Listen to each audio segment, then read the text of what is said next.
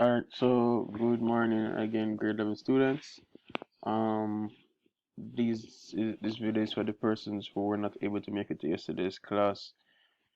Um, we will cover what we did in about 15 minutes or so. Hopefully, it doesn't last that long. Okay, so this is basically what we will try and cover this week. This is straight from your syllabus. So investigate the factors which might affect the period of a simple pendulum. Use graphs of experimental data from simple pendulum and draw a line of base fit. Determine the gradient of a line and some other important stuff over here that we will also cover, right?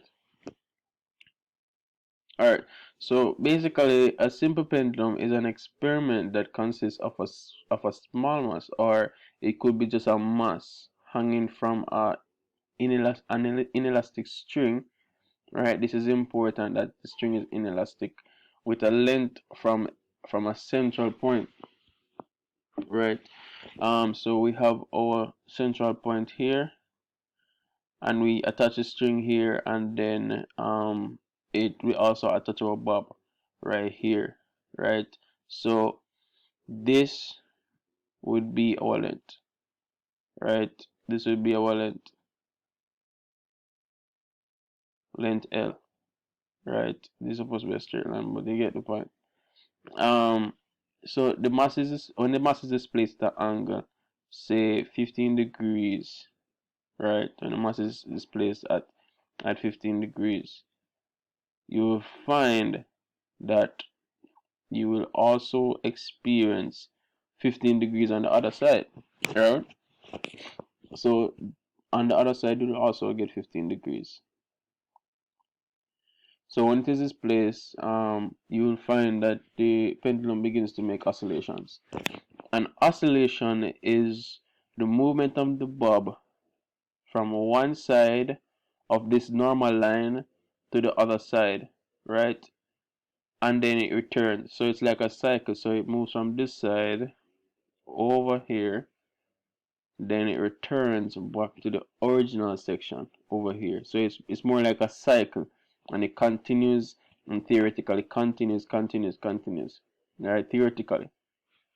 Okay, so one oscillation, remember, it goes over here and then returns. So when we're counting our oscillations, we want to count it like we start here.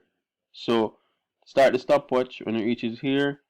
1, 2, 3, 4, and we go on. Yeah, but we'll do that further down.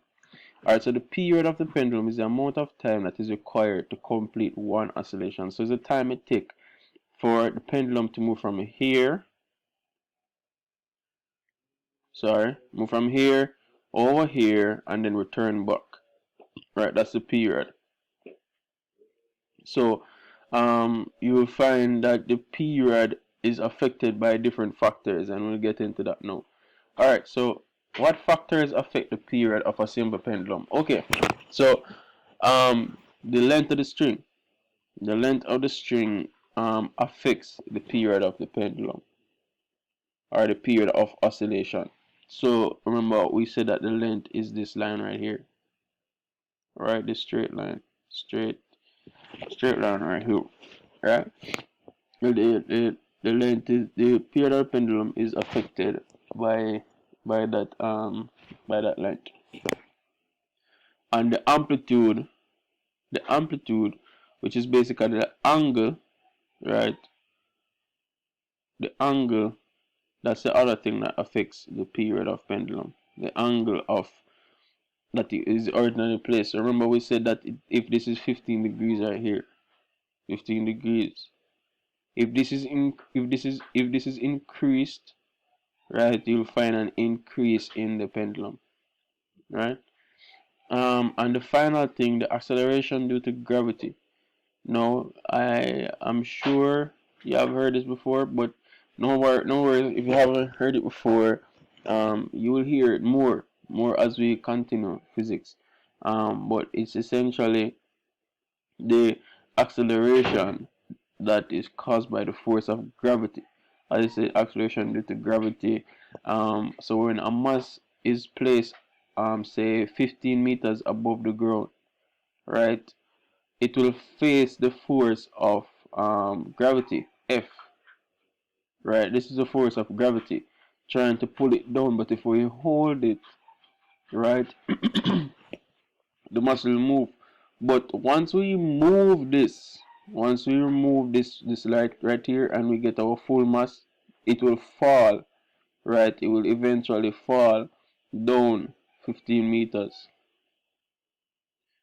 right? 15 meters, right? That force will cause an acceleration. So as it continues to fall, it will speed up at the acceleration of 9.8 meters per second squared, right? It will fall at that acceleration. But as I said, you don't have to worry about it now. We will, as we go further, we will cover it more, and you'll be able to look at it even more. All right. And finally, the mass does not the mass does not affect the pendulum. Does not, right? You're not required to know why, but just for your for some better understanding, if we change the mass, let me try and move some of these stuff, right? If we change the mass of the bob, the length of the string will not change. No, the length will not change. The length will be the same, right? If we change the mass of the bob, so say, remember it's an inelastic string. So if we add more force to it, there is not going to move in the vertical direction. So the length will be the same. It will be the same length as before. The length will not change. It will not move. It will stay the same, right? Whatever meters or centimeters it is at. So if we change the mass, the angle or the amplitude will not change. It will still be 15 meters, and we will do some experiments now to show that, right?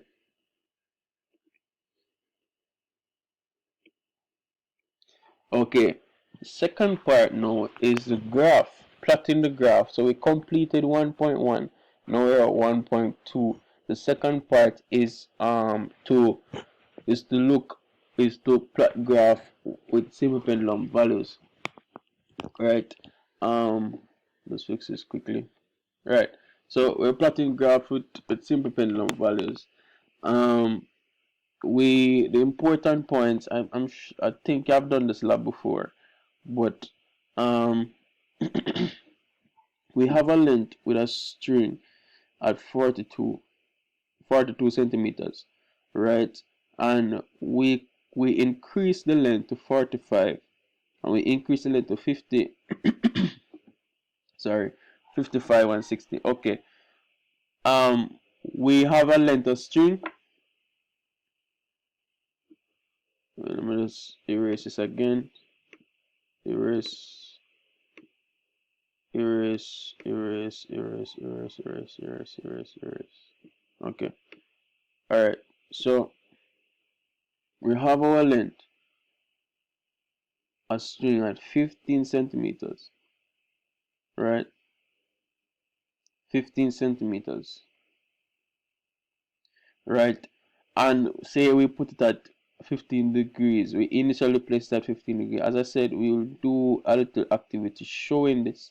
Right? But it's at 15 degrees.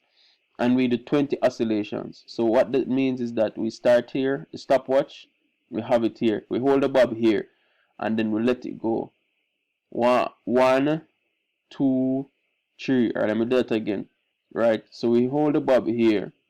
Right, remember we're waiting until it goes over here, then it returns, and then we begin to count.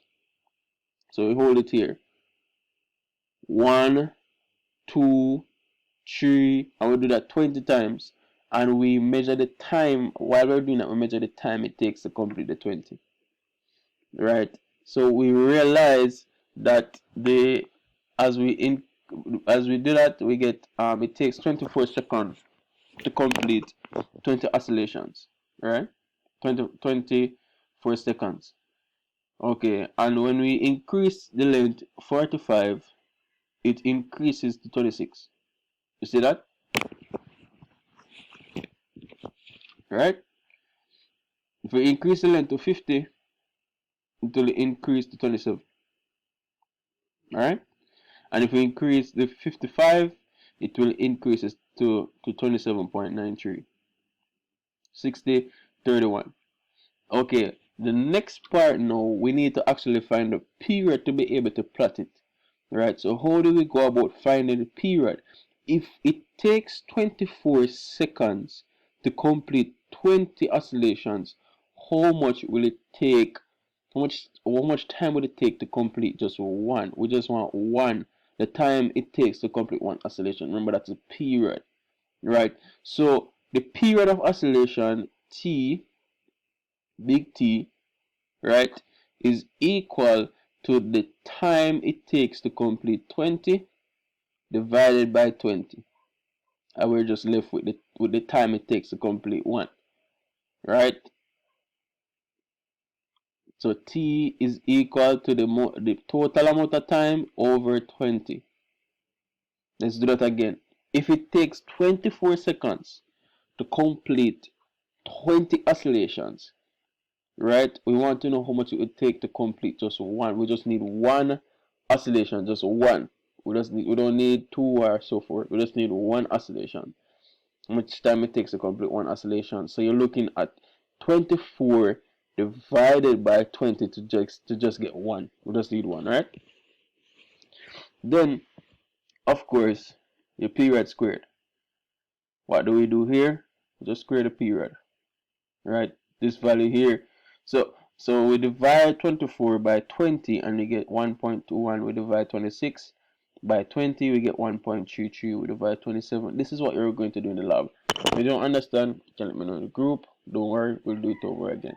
Right? And we'll actually do it when we come into the lab. Right? And I'll show you what is going to happen. I'm going to show you next. After this, I'm going to show you the exercise. Right? But when we square 1.21, what do we get? We get 1.46, right? And we square 1.43, what do we get? 1.77. So we do the same thing going down. So we realize a trend.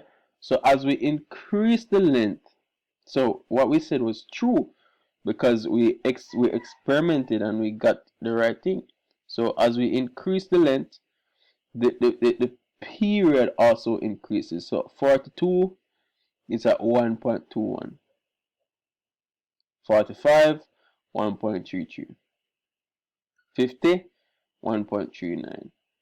55, 1.40. Simple. Just increases as we go down. Alright. Is there anything else on this? No. Okay, so we want to go ahead now and plot the graph, right? But we'll pause for a minute and then go over to the exercise before we actually look at the graph. But this should be centimeters right here, centimeters, right? Yeah. So we want to plot the length against period squared, right? 1.46 going down. So if you realize it increases just the same. 42, 1.46, 45, 1.7. As the length increase, the period squared increase. So I'll show you now. Before I show you the graph, I will show you the exercise, right? And how we actually went about doing this, right? So we'll pause here for a second.